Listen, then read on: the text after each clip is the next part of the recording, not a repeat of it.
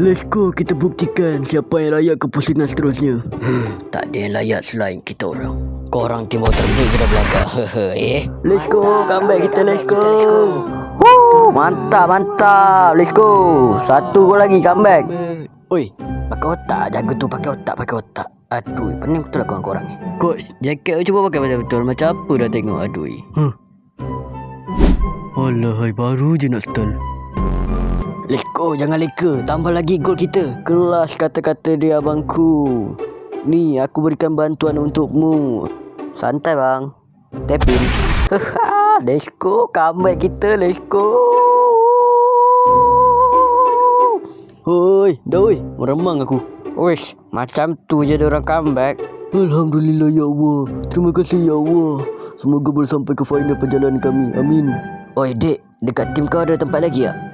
Mana ada bang. Tim aku semua dah full dah. Apa pendapat abang tentang game kali ini dan macam mana tu bang diorang boleh comeback? Jujur saya tak tahu macam mana diorang boleh comeback. Dan jujur saya sangat kecewa dekat game kali ini. Dan untuk TS saya tak biar lagi. Macam mana ni?